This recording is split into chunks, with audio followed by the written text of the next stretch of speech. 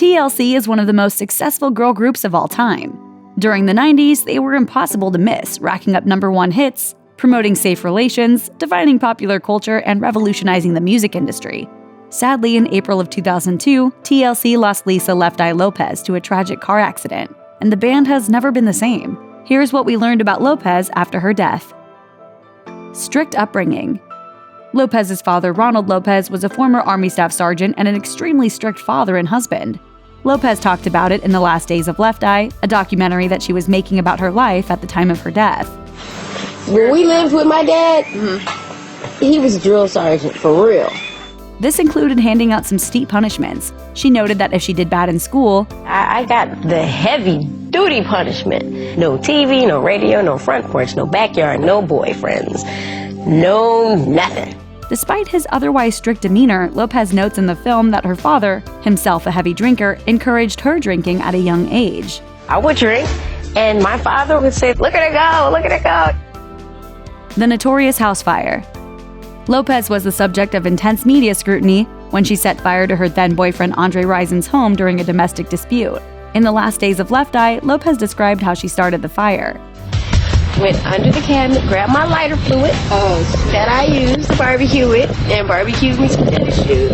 But the fire spread quickly out of the tub and consumed much of the house, which was not Lopes's intention. I didn't realize what I was doing. I didn't mean for the house to burn down. Love and hate.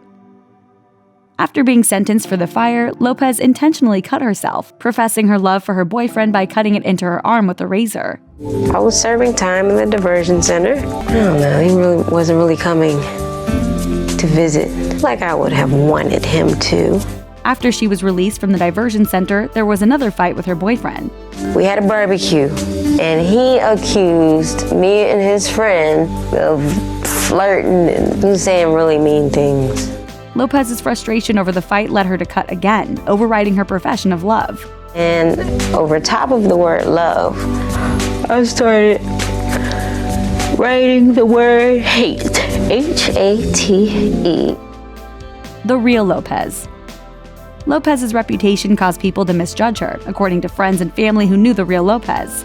Rosanda Chili Thomas told Essence magazine, "People didn't understand how much of a heart she really had and how passionate and giving she was. She might have come across as someone who wanted to start trouble all the time, but that wasn't it. She just had a lot to say." Tian T-Boz Watkins also shared that while Lopes was most known for her bold, daring style and musical brilliance, she was also creative in the way she cared for her friends.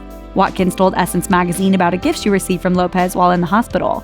She was very creative too. "I remember I was in the hospital for 4 months and she sent me a clock that she made and the clock read, 'Take all the time you need.'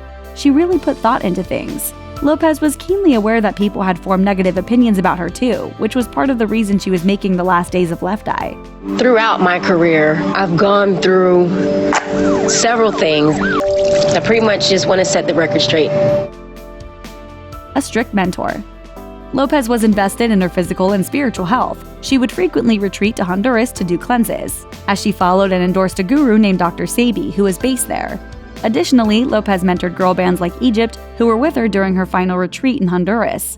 While much of this was well known, what only became public many years later is that she had the members of Egypt cleansing and fasting with her.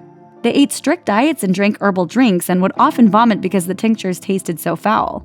They eventually broke their diets, gleefully stocking up on chips and other items at a local grocery store. Prior car accident. In what can be read as an eerie foreshadowing of her own passing, Lopes was riding as a passenger in her van when her personal assistant accidentally hit Byron Isao Fuentes Lopes, a 10-year-old Honduran boy.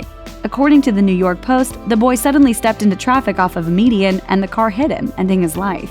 In spite of not being at fault, Lopes paid all of the medical and funeral expenses and gave the family some additional funds. She was haunted by the experience, and it affected her deeply and profoundly, particularly because she blamed a spirit for the accident, the same spirit that she previously said was chasing her. I don't think I will ever get over it. Irreplaceable.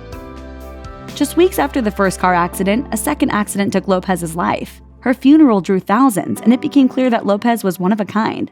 When asked if they would consider bringing on someone else as a third member, Watkins and Thomas emphatically declined. Never. No. I mean, honestly, Never. never, ever, ever, ever. More than 15 years later, the duo have upheld this, refusing to add a permanent replacement. Still, TLC lives on.